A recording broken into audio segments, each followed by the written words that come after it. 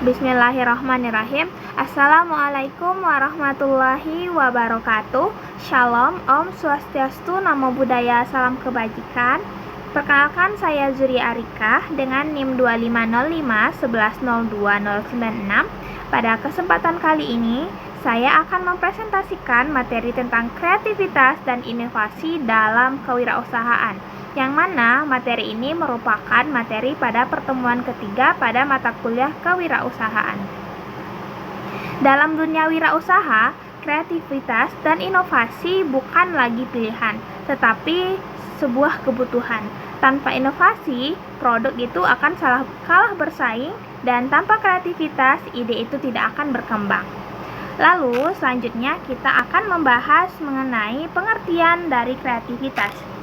Kreativitas adalah sebuah kemampuan seseorang dalam menemukan dan mengembangkan ide, gagasan, atau solusi baru yang bermanfaat. Misalnya, individu mampu membuat karya kerajinan yang terbuat dari lidi daun kelapa sawit yang dapat menghasilkan souvenir dan berbagai macam produk anyaman seperti piring, tempat buah, parsel, mangkok nasi, bahkan lampu-lampu hias yang sangat unik. Maka, individu itu dapat dikatakan kreatif atau mempunyai kreativitas, karena biasanya lidi sawit ini kita hanya dilakukan untuk membuat sapu lidi saja atau dibiarkan untuk dibuang gitu. Jadi kreativitas adalah kemampuan seseorang untuk menghasilkan sesuatu yang baru dan berbeda. Adapun ciri-ciri dari kreatif yaitu berpikir terbuka, imajinatif, fleksibel, dan berani mencoba. Seperti contoh yang saya jelaskan sebelumnya, yang lidi yang biasanya hanya digunakan jadi sapu lidi atau dibuang, kini diimajinasikan dan mencoba untuk membuat dobrakan baru, yaitu menjadi produk anyaman yang memiliki nilai tambah. Lalu selanjutnya itu ialah sumber kreativitas. Kreativitas ini tidak muncul secara tiba-tiba, pasti selalu ada sumber atau faktor yang mendorong lahirnya ide-ide baru. Adapun sumbernya, yang pertama, imajinasi dan rasa ingin tahu. Sumber pertamanya imajinasi dan rasa ingin tahu. Imajinasi ini memungkinkan seseorang untuk membayangkan sesuatu yang belum ada dan mungkin aja untuk bisa diwujudkan. Sementara rasa ingin tahu ini mendorong seseorang untuk terus berpikir bagaimana jika kita bisa membuat sesuatu itu menjadi berbeda, atau adakah cara yang lebih baik gitu. Dalam kewirausahaan, rasa ingin tahu terhadap tren pasar, kebiasaan konsumen, dan perkembangan teknologi ini sering menjadi awal munculnya ide bisnis yang baru. Lalu yang kedua, pengalaman pribadi. Pengalaman, baik keberhasilan maupun kegagalan, itu dapat menjadi sumber kreativitas yang sangat kuat. Misalnya, seorang mahasiswa itu mengalami kesulitan mencari makanan sehat di kampus. Jadi ia terinspirasi untuk membuka usaha catering sehat nih. Yang ketiga yaitu lingkungan. Lingkungan ini juga sangat mempengaruhi kreativitas, yang mana lingkungan yang terbuka itu dapat mendukung diskusi dan menghargai ide baru yang akan mendorong seseorang untuk berani berekreasi. Sebaliknya, lingkungan yang terlalu kaku atau sering mengkritik dapat menghambat munculnya dari ide-ide yang cemerlang gitu. Dalam dunia bisnis, lingkungan yang kompetitif ini justru sering memicu kreativitas karena pelaku usaha ini dituntut untuk terus berinovasi agar ia tidak tertinggal. Selanjutnya yaitu permasalahan yang dihadapi. Masalah ini seringkali menjadi pemicu dari lahirnya kreativitas. Banyak inovasi besar karena adanya kebutuhan untuk menyelesaikan suatu permasalahan. Ketika ada hambatan, otomatis seseorang akan terdorong untuk mencari solusi alternatif. Dan yang terakhir yaitu kebutuhan pasar. Sumber kreativitas terakhir adalah kebutuhan pasar. Perubahan gaya hidup, tren digital, dan preferensi konsumen mendorong pelaku usaha untuk menciptakan produk yang sesuai dengan permintaan tersebut.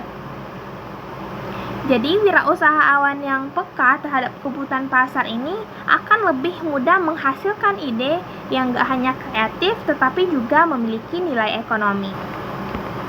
Selanjutnya mengenai pengertian dari inovasi. Inovasi adalah penerapan ide kreatif menjadi produk, jasa, atau sistem yang memiliki nilai tambah dan manfaat ekonomi. Contohnya itu seperti Gojek. Ojek ini sebenarnya sudah ada ya sejak lama. Namun sebelum Gojek ini hadir, sistemnya itu masih konvensional, yang mana pengemudinya itu menunggu di pangkalan. Lalu datanglah Gojek yang mengintegrasikan ojek ini dengan teknologi aplikasi digital. Dan ini termasuk inovasi dari sistem dan layanan. Hasilnya, ojek ini jadi lebih efisien, transparansi, dan jangkauannya itu menjadi luas. Jadi inovasi ini nggak selalu tentang produk baru, bisa juga menjadi model bisnis baru. Lalu mengenai inovasi dalam berwirausaha. Yang pertama yaitu menciptakan produk baru. Wirausaha dapat membuat produk yang belum ada di pasar dan menawarkan konsep yang berbeda dari yang sudah ada. Yang kedua yaitu mengembangkan produk lama. Produk lama ini bisa kita perbaharui dari mungkin desain, kualitas, atau fungsi agar kemasannya itu lebih menarik gitu. Lalu yang ketiga memberikan nilai tambah. Inovasi yang membuat produk ini memiliki keunggulan dibandingkan pesaing, sehingga konsumen itu bisa merasa mendapat manfaat yang lebih. Lalu yang terakhir meningkatkan daya saing. Dengan inovasi ini, bisnis mampu bertahan dan bersaing di tengah pasar yang kompetitif. Contohnya seperti DIY manik-manik yang diolah menjadi aksesoris bernilai jual. Jadi teman-teman, ini menunjukkan bahwa bahan sederhana itu dapat menjadi produk yang bernilai tinggi melalui kreativitas dan inovasi. Lalu selanjutnya mengenai proses inovasi. Proses inovasi itu secara umum meliputi munculnya ide. Misalnya ide itu berasal dari masalah yang ada, kebutuhan pasar, atau peluang baru. Lalu selanjutnya yaitu pengembangan ide. Ide yang dipilih itu kemudian dirancang dan disempurnakan agar lebih jelas. Lalu selanjutnya kita di tahap uji coba. Produk atau solusi diuji terlebih dahulu untuk melihat kelebihan dan kekurangannya.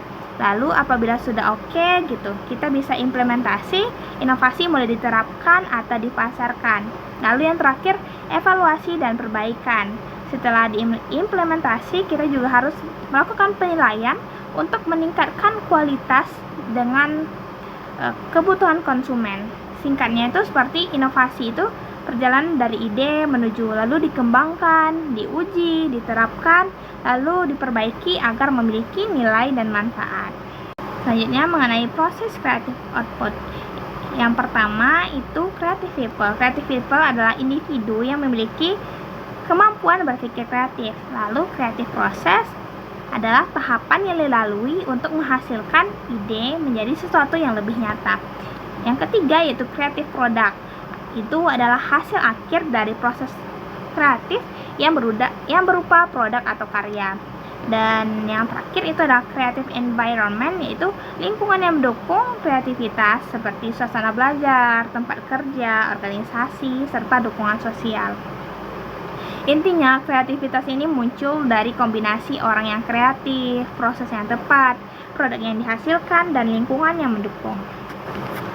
Lalu mengenai teknik berpikir kreatif.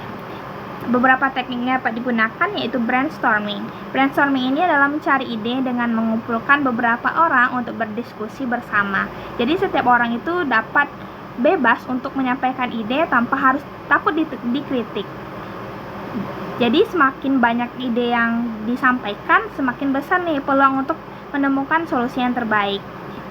Jadi semua ide ini akan diterima, baru kemudian dipilih dan disaring. Lalu yaitu amati, tiru, modifikasi. Contohnya seperti ini, kopi kenangan. Sebenarnya konsep kopi susu ini sudah populer di luar negeri, tapi kopi kenangan ini mengamati tren tersebut. Lalu ia memodifikasinya dengan harga yang lebih terjangkau dengan sistem grab and go yang praktis. Jadi ini bukan meniru, itu bukan berarti tidak kreatif selama ada modifikasi dan nilai tambah. Lalu selanjutnya itu mode scamper. Mode scamper ini adalah metode untuk mengembangkan ide baru dengan cara mengubah atau memodifikasi sesuatu yang sudah ada. Bisa dengan mengganti, menggabungkan, menyesuaikan, memodifikasi, atau menghilangkan, dan lain sebagainya. Yang terakhir itu metode mind mapping. Metode mind mapping ini yaitu teknik mencatat dan pengembangan ide dalam bentuk gambar atau peta pikiran. Misalnya masalah itu ditulis di tengah kertas, lalu ide-ide itu dituliskan di sekelilingnya dengan menghubungkan dengan garis-garis.